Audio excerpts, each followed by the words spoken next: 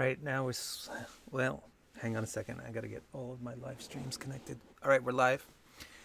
And we are ready to do some more Bhagavatam reading. We finished up with Kunti's monologue to Krishna and how she got him to stay longer in her city. So now we're going to hear about what happened after that. Remember, a long time ago, the text briefly mentioned that Yudhishthir became emperor and performed three coronation ceremonies. Very opulent ceremonies. But that actually, then the story that was told after that statement was actually about stuff that happened before that coronation. So now you're going to, hey Delmar. So now we're going to hear about how Yudhishthir actually gets enthroned. And how he winds up meeting Bhishma Dev on his deathbed, which is a bed of arrows, and what Bhishma Dev says to him and to Krishna.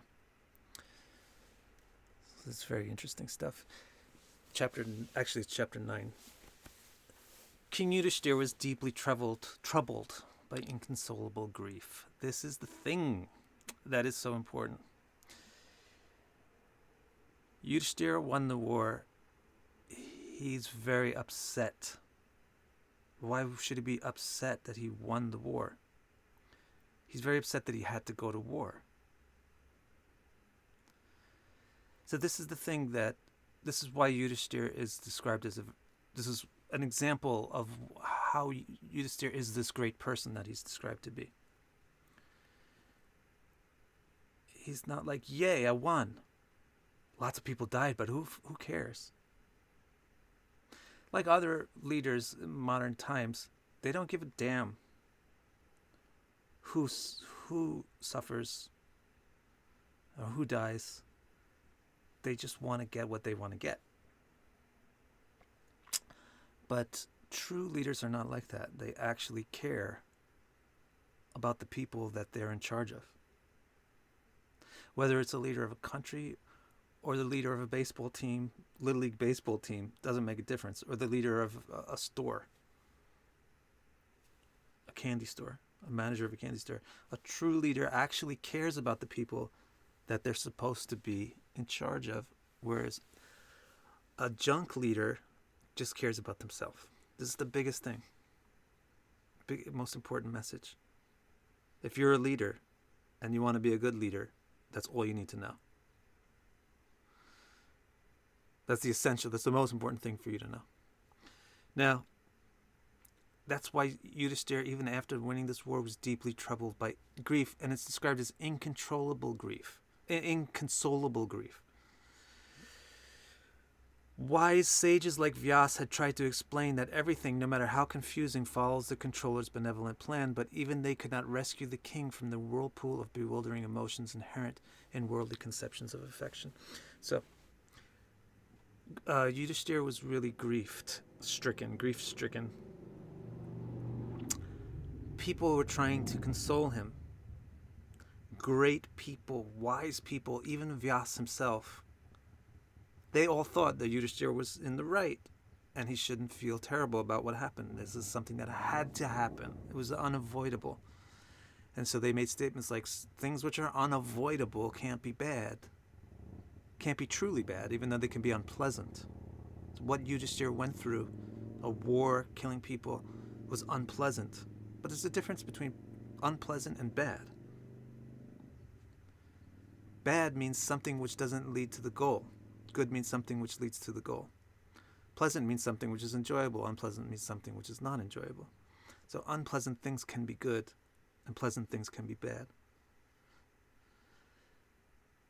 So the wise people were trying to explain that to Yudhishthir. Very wise people were explaining it very carefully.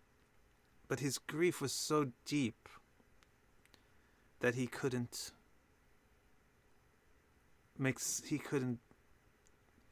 put his heart into what they were telling him. They were telling him accurate things. Tormented by the fact that he had to kill his own protectors. So he had to kill, for example, his grandfather, Bhishma. This is the biggest thing on his mind, actually. His beloved grandfather, Bhishma, had to fight on the other side. That means that he had to kill him. Actually, it wasn't directly Yudhishthira killed him. There's a long story about the exact person that directly killed Bhishma Dev. But still, Yudhishthira is behind it. This is the other thing. You got people like Trump who say, I take no responsibility for blank. Fill in the blanks. That's not a leader. A leader takes responsibility for everything that happens in their kingdom. So Yudhishthira is not saying, I take no responsibility for the death of Bhishma Dev. I didn't kill him. This other guy killed him. I don't even know who that guy is. He was a woman in his past life. He's a man in this life. Who knows who that guy is? It wasn't me. That's not Yudhishthir. That's your modern Kali Yuga leader. The company goes down the drain. The leader says, wasn't my fault. No, it was your fault because you're the leader. By default, it's inescapably your fault. So Yudhishthira was considered that he was the one who killed Bhishma Dev because he was the leader of it. And he was tormented by that fact. So he turned to Krishna for guidance. Vyas couldn't console him. Nobody could console him. So he thought, maybe Krishna can console me. So this is what he says to Krishna. I was so stupid, so wrong. Evil has such a deep root in my heart. I am supposed to use my life to help others, but instead I've killed them. Many, many armies of them. Boys, teachers, protectors, friends, fathers, brothers, and gurus. And now hell will imprison me for millions upon millions of years. This is what Yudhishthira is. This is how Yudhishthira feels. He feels like, because of my own evil heart, I killed the people that I was supposed to protect and revere and take care of.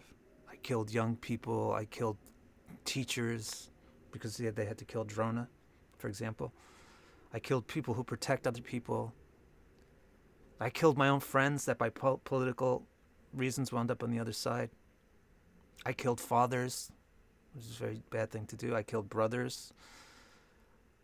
I killed my fathers even because he had to kill Bhishma. Gurus. And now hell will imprison me for millions upon. Yes, I know. So Krishna probably opens his mouth to say something. Then Yudhishthira says, yes, I know. Quote, there is no sin in self-defense. And there is no sin in protecting others. This is an important concept. There actually is no sin in self-defense. And there's no sin in protecting others.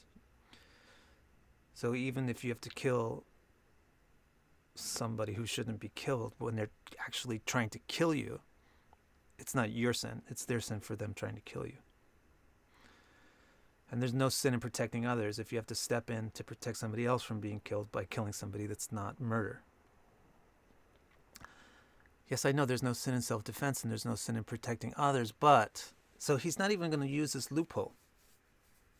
He says, did I really do what I did out of self-defense or to protect others? I think not. So he's questioning his motive. He could say, yeah, these people were trying to, first of all, they tried to kill us like 13 times. So it's self-defense. And second of all, I'm trying to protect society from this fraud of a leader. So I'm justified in fighting this war. And he is.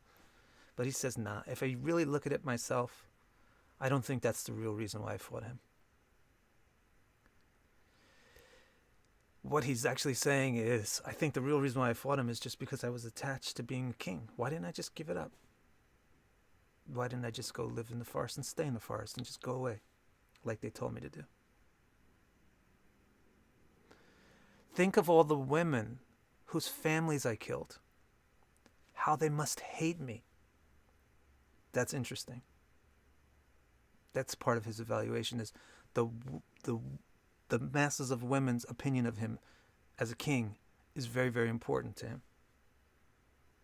This is Yudhishthira, the greatest king in the history of India. This is how he feels.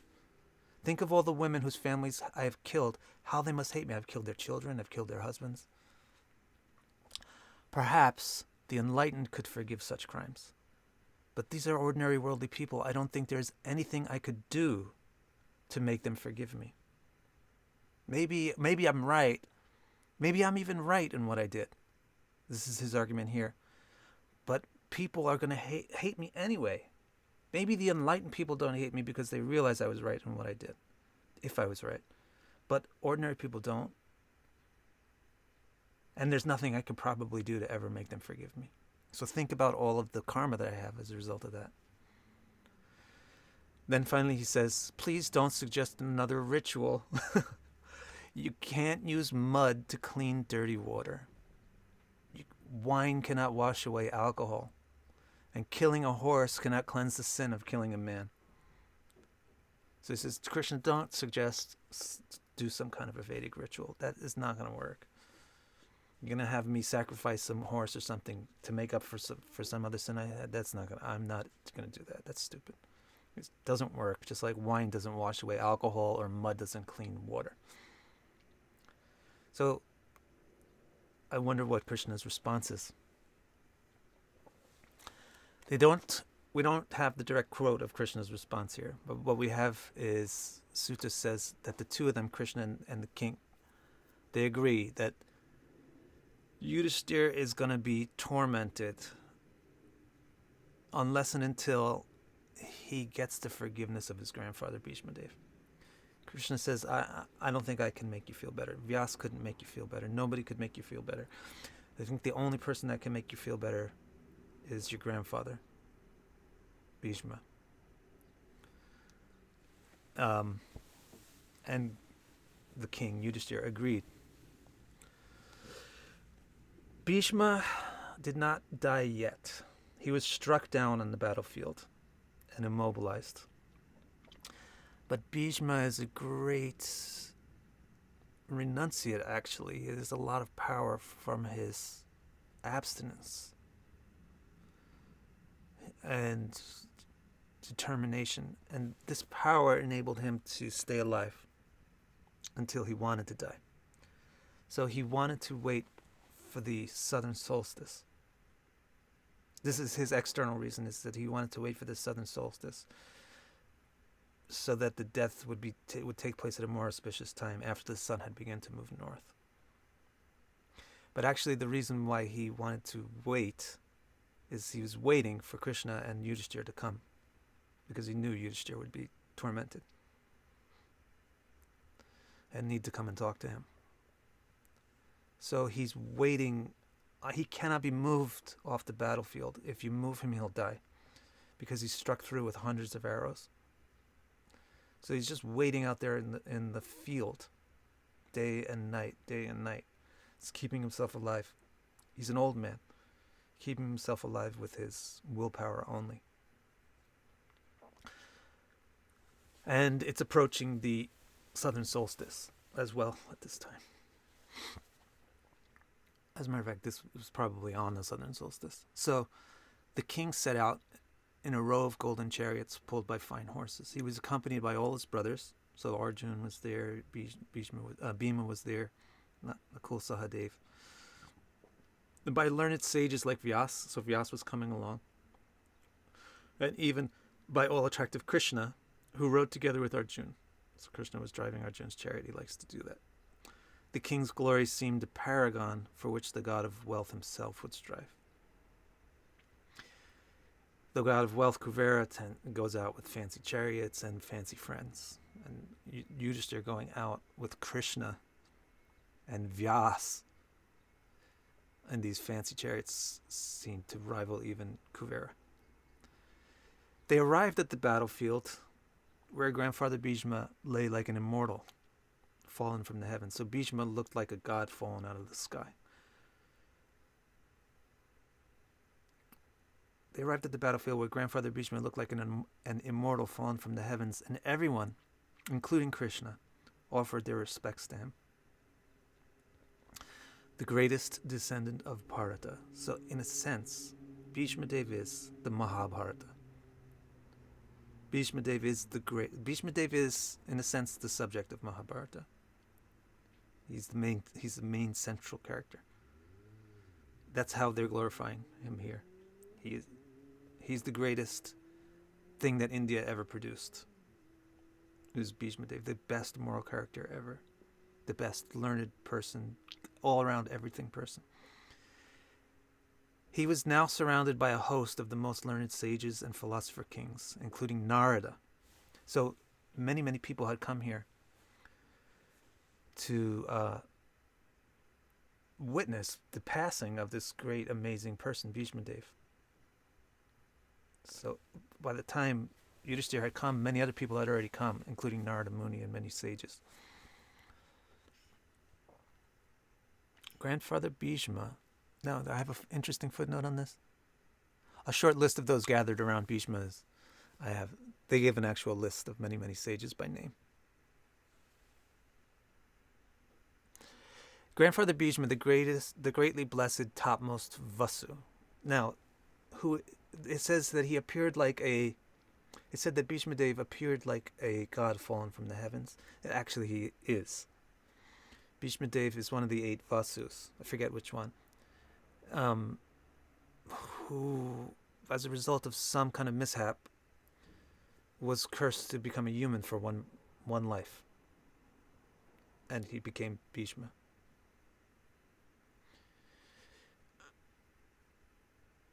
So that's a reference that he actually is. I think my footnote here might say who he is. He's the Vasu of the sky. He's the best Vasu because he's the sky Vasu, which is the greatest element, and only he survived birth. All 8 Vasus were born as humans, but only he survived, and he led a heroic life that got him into a direct relationship with Krishna. So therefore he's called the greatest Vasu.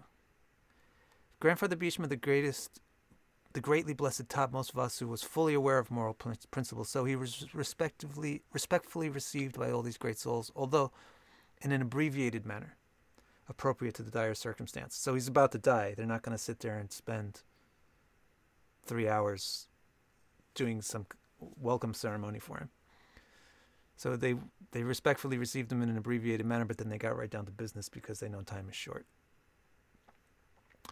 When Krishna arrived, he showed special respect. Bhishma showed special respect. Grandfather Bhishma showed respect to the people arriving. This is also so interesting. He's on his deathbed. He's shot through with 100 arrows and lying paralyzed on these arrows. But as these different people come to see him at his time of death, he greets them with respect, although he can't do much because of his situation. He can't even move his hands. He can probably only nod with his eyes. So then when Krishna arrives, Bhishma shows him special respect because he knew Krishna was the great controller of the universe, mystically seated before him while simultaneously seated within his heart. So he was highly aware that Krishna is Paramatma Vishnu, who's this core of his own self, yet is also appearing outside of him as this individual. Overwhelmed with powerful conflicting emotions, tears poured from the great warrior's eyes. So this great warrior is crying. He beckoned for the king and his brothers to come near, for they had stopped some distance away, too overwhelmed by emotion to approach their grandfather. So it's a beautiful scene. The 5 brothers stopped at a distance away, feeling too overwhelmed. Bhishma is so overwhelmed, he's crying, and he calls them somehow to come closer. Don't be shy, come here. Bhishma said, especially to the king, so here's what he said. Alas, how you suffered. Alas, how unfair. The fact that you survived all the trials you were put through is proof that you were protected by God, by the righteous, and by the wise. Your great father died at a very young age, leaving my daughter to struggle alone with the difficult work of raising 5 children. Now, literally, he had no daughters or sons, but he's speaking of his brothers, his nephews and nieces as my children. So what happened was the 5 Pandavas, their father died before they were born. Oh no, shortly after they were born. Very young age, and then his wife, who Bhishma Dev calls his daughter, had to struggle alone with the difficult work of raising 5 children. That's Kunti, by the way. I must conclude. So he's just saying, like, how unfair and difficult your life was. I must conclude that all your trials were destined to happen. There must have been some reason for all of this difficulty that you guys went through and your mother went through. We are all, even kings and gods, in the grip of destiny. Even the emperor and even the gods are in the grip of destiny, like a bank of clouds in the grip of the wind. How else could such disaster befall you, a king who is the son of Dharma, the son of the god of morality, who is protected on one side by the powerful mace of Wolfbelly, and on the other by the magical bow of Arjuna and his dear friend Krishna? You are the son of a god, the god of morality, so you're not going to really be a sinful person. And you've got Bhishma protecting you on one side with his brawn, and Arjuna protecting you on the other side with his dexterity and intellect. And you have Krishna, who's your friend.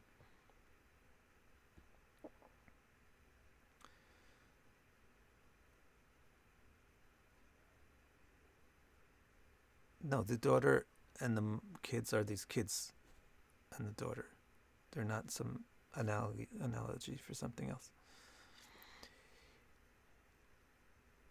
So he's saying, it's not possible. There's no obvious reason why you should have suffered like this, so it must be something obscure in karma that was supposed to happen this way for some specific reason. So don't feel hopeless about it, or don't feel terrible about it. Something like this could not happen by mistake. It must have been destined to happen. Then he gestures towards Krishna and he says, destiny is his plan. Everybody's in the grip of destiny, and then he gestures to Krishna. He says, destiny is his plan. No one can ever comprehend it fully. So this is why you guys were kind of shocked with my video. Like, actually, nobody really predicted the coronavirus in terms of saying, hey guys, there's going to be a pandemic in 2020 that's unlike anything that's happened for hundreds of years. Nobody said that so clearly. And everybody's like, how come the astrologers can't figure that out? Because nobody can understand destiny very well. Destiny is very complicated. Bhishma Dev is saying no one can ever comprehend it fully. Even experts who investigate it exhaustively remain confused. Nobody can really, it's like trying to predict the weather. It's very difficult. You get close, you get in the ballpark, you can figure out the trends and things. But to get exact things exactly right is very, very impossibly difficult. So simply accept everything that happened as the hex of destiny and don't dwell on it. It is the past. Look to the future. So he's telling Yudhishthir, what happened, happened because it had to happen. Now it's done. Now look to the future. Now you are the head of this dynasty. So become a strong and confident lord and protect your helpless citizens. This Krishna, so again he's gesturing to Krishna, is Narayan, the all-attractive original personality. Absolutely and certainly. His charm intoxicates everyone as he mysteriously moves among us. And he's going to start talking about Krishna. I might go all the way to the end just because I love this chapter. And I don't have that much else to do today, so why not, huh?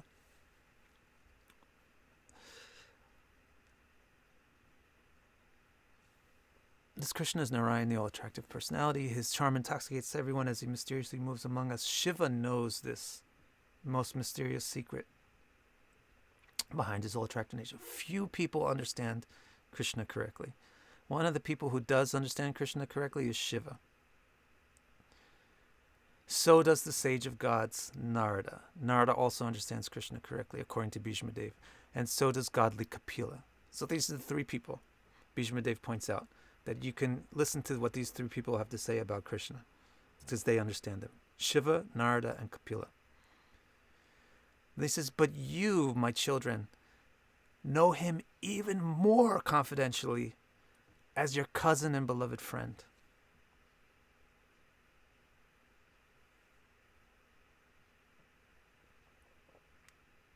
You see? So he's saying, Yudhishthir, thank you. So he's saying, Yudhishthir, you actually know Krishna better than Shiva, Narada, and Kapila, because he's your friend. Out of affection for you, the Supreme Protector personally becomes your counselor. He's Yudhishthir's personal counselor, your ambassador, and even your chauffeur. He's Arjuna's chauffeur. Krishna is Arjuna's chauffeur. So who understands Krishna's better? Krishna, you submit yourself to the person who loves you, not to the person that competes with you. And by love, you understand a person. So who is more intimate with Krishna? Shiva and Narada and Vyasa and so forth, Kapila, or Arjun? So Bhishma is encouraging these guys. You know Krishna, you know everything. You just have to get your emotions in order. No facts are going to help you. You just have to get your emotions in order. He is certainly the soul of all, the neutral observer, the non-dual, and the non-ego. His deeds are products of a consciousness never affected by attachment or aversion. But my dear king, just see how sympathetic Krishna is towards his single-minded devotee. Only great yogis can escape the karmic cycle of selfishness by dying with their mind enwrapped in divine love as they sing his names. But my life is ending. As my life is ending, he has personally come directly before me. So now he's going to stop caring about everybody's politics. He gave his message to Yudhishthira. He said, you need to become the emperor. Stop worrying about what happened in the past. For your citizens' sake, you need to become the emperor, so just do it. And you know that fate is fate, and the things that happen had to happen. Now, let's get done with that. Now it's time for me to die, and I'm going to die. And now I'm going to talk about the most important things, not your politics and stuff. What's really important here is this guy right here, Krishna. He's the soul of all, the neutral observer, the non-dual, the non-ego, and he has no attachment or aversion, but he's coming here to me as I die. He doesn't do that for anybody else. How many people in the history has he done that for? But yogis, they're trying super hard for their whole life to practice thinking of Bhagavan and thinking of Brahman and thinking of Paramatma, so that at the moment they die, their mind is fixed on the divine. So Krishna has just come before Bhishma Dev. It's going to be impossible for Bhishma Dev not to die with his mind fixed on Krishna. Krishna is right in front of his eyes. So Bhishma Dev is saying, look, this Krishna is being unfairly kind to me. Even though he's the fairest thing that could possibly exist, because he responds to love. Just see how sympathetic he is towards somebody that loves him without diversion. He's coming before me personally. So now he's going to say his last words. He says, as I leave this body... Oh, wait. Is this his last words? No, he's going to go on. As I leave this body, the four-armed God of gods stands before me. His peaceful smile, his sunrise eyes, and his lotus face pave the path of my concentration. Lying pierced with dozens of arrows, Bhishma then fell silent, with his heart and mind fixed on Krishna. Now, this happens when you're with somebody that's going to die. Sometimes you like kind of rouse them out of it, and they get a few more minutes of life. So Yudhishthir and everybody was like, "Oh no, he's going to die right now. We don't want him to die right. We're not ready for this." So Yudhishthir already all of a sudden starts asking Bhishma Dev tons of questions. He asks him tons of questions about duty and morality. Probably in some other book, maybe Mahabharata, those specific questions are recorded. They're not recorded here. But a summary of his answers are given. Bhishma explained that, so Yudhishthira prevented Bhishma from dying right there by pretending that he needed some more instructions about how he should rule society.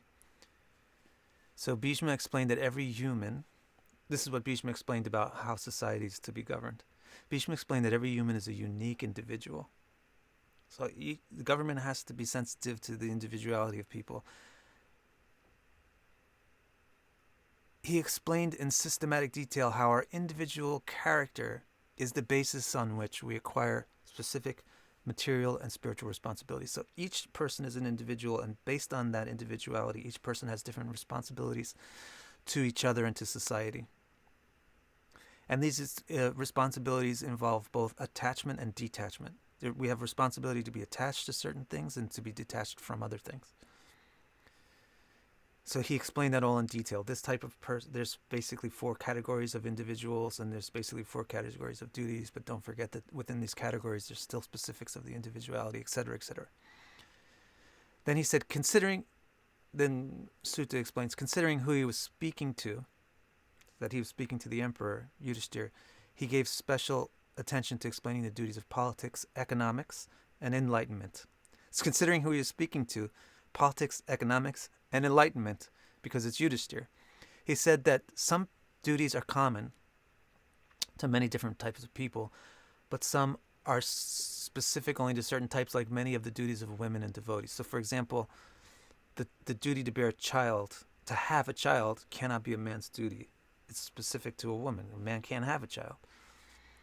And the duties that the devotees of Vishnu have are only their duties. They're not shared by other people. So there's some duties which are unique to people, and there's some duties which are common to everybody, like to eat and to remain healthy and things like that are common to everybody. So Bhishma is explaining all these kind of details, that not everybody, there's some duties that everybody has, there's some duties that are unique to the individual. Some are unique to the class of the individual, some to the gender of the individual, some to the type, and some to the specific individual. Bhishma then explained the 4 goals of life. Pleasure. These are the 4 goals of life. Pleasure, acquisition, morality, and enlightenment. Speaking from vast experience and depth of realization, he also explained the means to achieve these goals, as illustrated in the histories. Right, there's different dharmas for different people. And the different dharmas aim at these 4 goals: pleasure, acquisition, morality, and enlightenment. And they have different focus on them. Every individual has a different focus on the 4 goals, but the 4 goals in some measure are essential for everybody. So, for example, person A may be 80% focused on enlightenment, but you still need some percent of pleasure, acquisition, and morality. Person B may be focused mostly on morality, but you still need some of the other. It took a long time to answer all these questions thoroughly. So Bhishma Dev, his life was prolonged by Yudhishthira for a long time. It wasn't 5 minutes. It was days to explain all these things to Yudhishthira.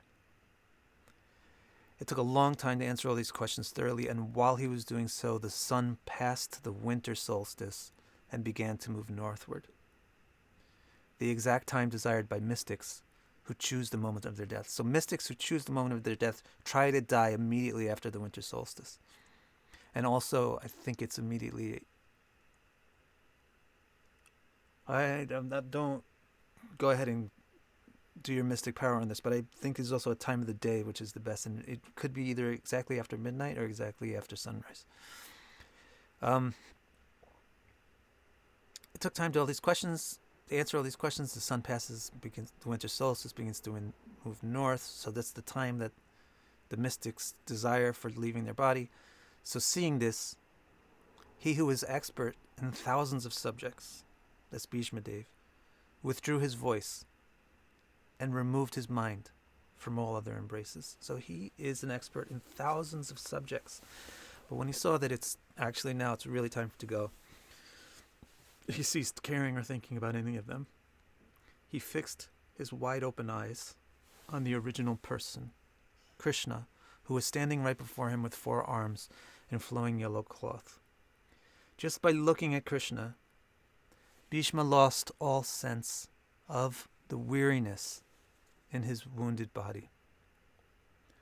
All his worries and doubts were washed away by the flood of that beautiful vision. He arrested all the activities of the roaming senses and prayed to Krishna, the delighter of people, while he cast off the thing that was born. So this is the moment of Bhishma Dev's death. And this is the yoga of pratyahara and then dharana. So he's arresting all of his flow of thought and consciousness towards any subject and focusing it exclusively on the Supreme. And with that focus, he says the following words, the dying words of Sri Bhishma. Wow, this is so great. This is going to take a while, but who cares? We're going to do this. The dying words of Sri Bhishma. Now I have lost the thirst for all other thoughts, and my contemplation is dedicated entirely to the all-attractive, foremost of the real and all-powerful. Everything that exists springs from his energy as a result of him enjoying his own self-satisfaction. Maybe we'll come back to this tomorrow and mine out the philosophical content of it. But actually, you already heard this. This was in the first statement of the Bhagavatam. Everything that exists, Janmadyasya tonvayaditaratas charteshva bhignasvarat. Bhishma Dev is paraphrasing that here. Everything that exists springs from his energy as a result of him enjoying his own self-satisfaction. Just remember that. Everything that exists springs from his energy as a result of him enjoying his own self-satisfaction. And now you can understand why children are born, because you mirror that. We all mirror. Everything is a mirror of him. The three worlds lust for him. The three worlds actually lust for him. All of our lusts are actually just lust for him. His dark complexion, wrapped in sun-brilliant cloth. His lotus face and body decorated with sandalwood. Unto Krishna, the friend of ever-victorious Arjuna, let me give my purest love. During the battle, the dust raised by horses made ashen his wavy hair, scattered around his face, decorated with dots of dew-like perspiration. My sharp arrows pierced his dazzling armor and touched his skin. Unto Krishna, let me give my soul. Now you see what Bhishma Dev was really experiencing. As soon as he heard his friend's command, he took their strong chariot between the two armies, sealing the fates of the enemies by his glance. Unto Krishna, the friend of my daughter's son, Arjuna, let me give my love. When from afar Arjuna saw the soldiers' faces, he turned away from punishing his own people. Krishna destroyed this partiality with spiritual knowledge. To his feet, let me give my paramount love. Breaking his own word to fulfill mine, he descended from his place on the chariot. Picking up a wheel, he promised that he wouldn't pick up a weapon, but at one point, he got angry at Bhishma, had picked up a wheel, and charged him with the wheel. Breaking his own word to fulfill mine, he descended from his place in the chariot. Picking up a wheel, he charged at me, trampling the ground as he ran like a lion hunting an elephant, and his upper cloth fell away. My fierce arrows had destroyed his shield, so his bare skin was decorated with wounds as he rushed towards his aggressor in anger, intent on killing me. So Bhishma had started trying to shoot Krishna, which is illegal in war. You're not allowed to kill the drivers of the chariots. And this infuriated Krishna, and he rushed at Bhishma with a weapon, with a wheel as a weapon. What a beautiful sight to see him taking care of Arjuna's chariot, holding the spur and reins. May the love of this dying man be for all attractive Krishna. Those who see his beauty while dying attain their own beautiful spiritual forms. With graceful gait, artfully sweet smiles, and love-laden glances, expressing the most glorified conceptions, imitating him at the height of loving madness. Now, when you read the rest of the Bhagavatam, you're going to know this as clear as day. Right now, you might not know what he's talking about, but here he's going to clarify, yes, I wish to attain the beauty of the form of the wives of the cowherders. So as Bhishma Dev is dying, he's revealing his actual, what's called sthai bhava, his actual emotional relationship to Krishna, which on the surface appears to be two warriors. But his actual emotional relationship is romantic. And he loves Krishna romantically. But it can't be expressed in that form, as he's an old man and Krishna is a young man and they're warriors. So he wants to achieve the perfect form for that romantic relationship with Krishna, which is the form of the cowherd wives. They're called gopis. And he said, this is what I want to be now that I'm dying. So how shall I manifest myself now after death? Should I have another birth as a warrior, a great warrior, get my revenge, perfect my military skills even more? No. He wants to achieve the graceful, great, artfully sweet smiles and love-laden glances that express the most glorified conceptions as they imitate him at the height of loving madness. Yes, I wish to attain the beauty of the form of the wives of the cowherders. Now, regaining some awareness of the sages and kings gathered around him, Bhishma cleared his throat and spoke more deliberately. During Yudhishthir's royal sacrifice, a great host of sages and kings assembled. All of them worshipped my beloved. I saw it with my own eyes. I was there. Now I have him right here. He is the unborn. He is the one within the hearts of everyone, especially in the contemplative hearts of the philosophers.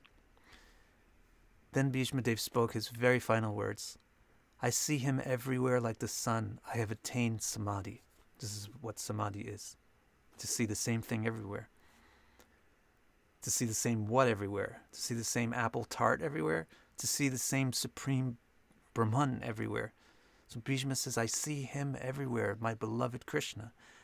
I have attained samadhi, and I am freed from the foolishness of separatism. I have no separate existence from this experience. And that's it. So he announced, now I have achieved samadhi. I have freed from the foolishness of separatism. That's all. End transmission. Sutta said, Bhishma then withdrew his every thought, word, vision, and deed, and placed them all within all-attractive Krishna, the self of the self. He took a final breath and was at peace. Realizing that Bhishma had attained perfect oneness with the unlimited spirit, everyone fell silent like birds at the end of the day. Soon, drums, beaten by men and gods alike, resounded in praise of Bhishma, the saint amongst kings. A rain of flowers fell from the sky. When the time came for the funeral, Yudhishthir became very morose. But the sages made everyone satisfied and happy by performing huge sankirtan, glorifying Krishna's confidential name and deeds. Everyone then returned home carrying Krishna in their hearts. So, as much as there are things about the International Society for Krishna Consciousness which are not likable, the one thing that is wonderful is that they do sankirtan. And some people who are fools make fun of it, thinking that sankirtan is some kind of a modern something or other. Now, there may be some truth to the way that the sankirtan is done, maybe out of touch with its essence or whatever, but at least they do sankirtan. And you shouldn't fall under the sway of any kind of ritualistics or so-called scholars of the Vedas who say that sankirtan is something stupid or superfluous. It was performed at Bhishma, according to the Bhagavata Purana, it was performed at Bhishma Dev's funeral by the great sages when they saw how morose everybody was to lose such a great person. The only way that they could encourage them was by doing this great deed. And Bhishma himself, this was Bhishma Dev's funeral, the funeral of the greatest man in the history of India. He had a huge sankirtan performance there. What kind of Krishna sankirtan? Of Nam and Leela. Krishna Nam Sankirtan. Taking to heart all the advice he received from Bhishma, the king returned to his capital. So, okay, it's time for him to become the emperor. He goes back to his capital after everything with Bhishma Dev's death is taken care of. He went to see his uncle and austere aunt to console them for their losses in the war and to receive their blessings for taking up the throne. So look at this. He went to the father and mother of the enemy, his uncle and aunt, Dhritarashtra and Gandhari. And the aunt Gandhari is given an honorific title. She's described as the austere aunt. Whereas Dhritarashtra didn't have an honorific given because he was a bit of a problem. But Yudhishthir went to them. Why? To get their permission to take the position that they wanted their son to have, the emperorship. He got their blessings because I think they had to realize that after fate, it's kind of like trial by fire. Fate had shown that Duryodhana was not meant to be the emperor, no matter how hard he tried. So they gave Yudhishthir their blessings. With these blessings and the subsequent blessings of Krishna, the king administered the kingdom as excellently and morally as grandfather Bhishma would have. And that's the end of... that is almost the end of chapter 9. But Shonaka has a question.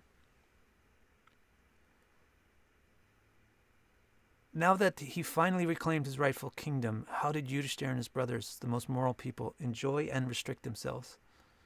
Sutta replied, the Kuru dynasty was devastated by the war, like a bamboo forest devastated by the fire. But Hari protected the good seedlings in that forest and was very pleased to seat Yudhishthir upon his rightful throne. So you get, that's a very complicated analogy that has a lot of information in it. But you can get it. It's not too difficult to understand. The king, now freed from confusions, felt empowered to take up his royal duties with deep wisdom. He ruled the land and sea, assisted by his brothers, just like Indra protected by his brothers, headed by Vishnu. In his kingdom, it rained exactly as much as desired, and the fields produced everything desirable. So you see, the king is responsible for everything, even the way that even the weather. So when somebody like Donald Trump says, I'm not responsible for X, you should immediately withdraw any kind of support or sympathy or compassion for such a person. Not that necessarily there's some other option which is better, but I'm just telling you. So Yudhishthira has responsibility for everything, even making sure that the weather is right. In his kingdom it rained exactly as much as desired, and the fields produced everything desirable. Leaking udders of happy cows moistened the pastures. All the rivers, oceans, hills, vegetables. This is how you really know that you're moral, is when nature responds. And this is how you really know that you're immoral, when nature responds. It's not a man-made something, it's a nature-made something, this coronavirus. The nature has responded to the immorality of us by our bad behavior and our improper lifestyle. We're screwing up nature, and nature is producing these things which are difficult to live in. It's just a result. It's a natural result. But in Yudhishthira's kingdom, you get as much perfect amount of rain. Everything is perfect. The rivers, the oceans, the hills, the vegetables, flowers, fruits, herbs fulfill everyone's desires. There's no distress or disease or suffering of any type. And not a single person thought ill of the king. That's the ideal king. Nobody except Yudhishthira or Ram can be that great. But at least you should take responsibility for things that you actually do. All right, so that was a wonderful Bhagavatam chapter. I had a little bit of a political distraction at the end. Sorry about that, but we did get some really good stuff in there. Okay, guys. We'll see you tomorrow. I wonder how long we went. Oh, not as long as I thought. Okay, great. So I'll see you tomorrow. Thank you, Sarah.